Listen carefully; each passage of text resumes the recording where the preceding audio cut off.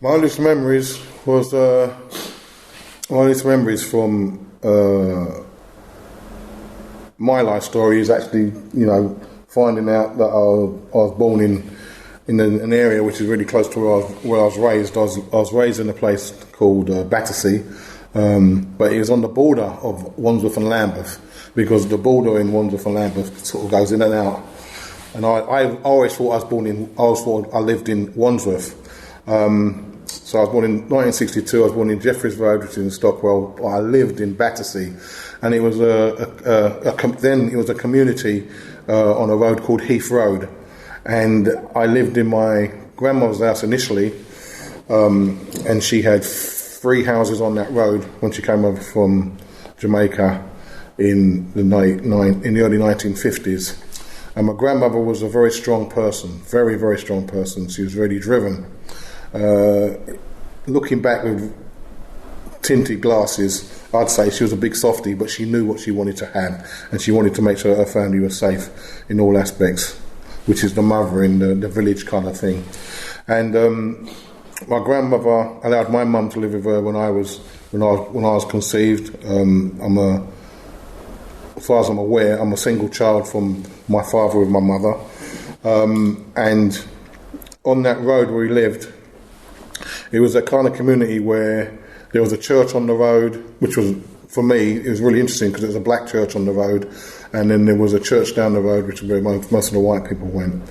On that road, it was really cosmopolitan, so as a youth, you don't really recognise what's actually going on because you're just living, you're just out there, you're just doing what you're doing, being a child, being a boy, running up and down, and that's basically what I remember my earliest childhood memories.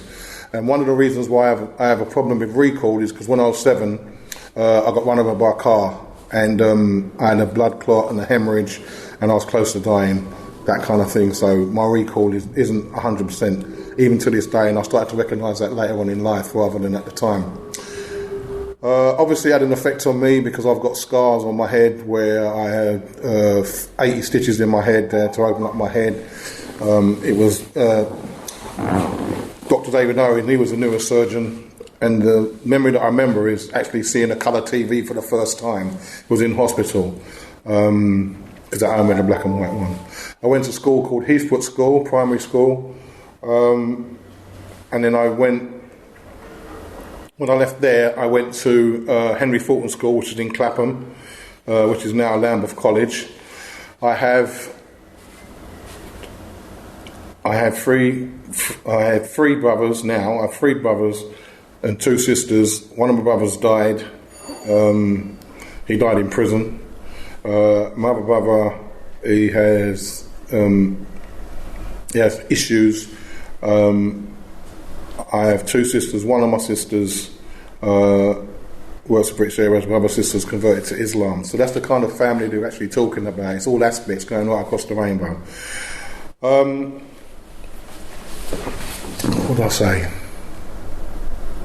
Growing up, we didn't really recognise there was a big significance difference in being black or white, and I think that's really important to understand, because once again you're growing up in a bubble where you're being a child, and as a child you should be able to just run and play and do what you want to do. Although I understand a lot of people didn't have that when I was growing up, but I did.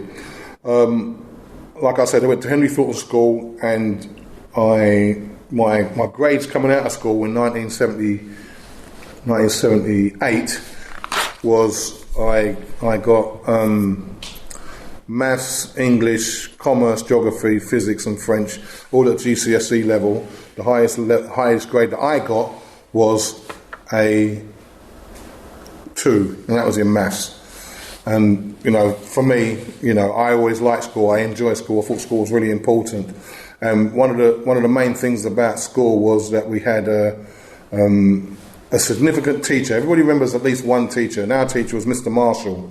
He was a black teacher, and he was very no-nonsense in the style of Caribbean style teaching, And there'd be a few times where he'd pull me up and other people up and say, as a black man, you just don't understand how bad you're going to get it if you don't fix up when you leave school. I'm telling you now, I'm going to come and call your mum. I'm going to tell your mum you're messing about too much.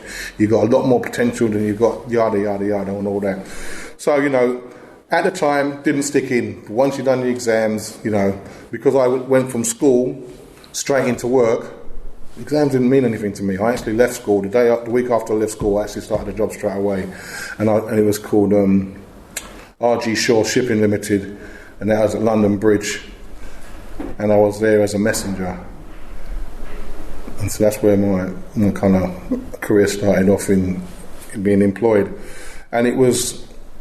All I wanted to do was do business studies. All I wanted to do was work in an office. That's all I wanted to do from school. I just want to work in an office. I want to be one of them people who work in the office, work at West End. I want to be one of them people.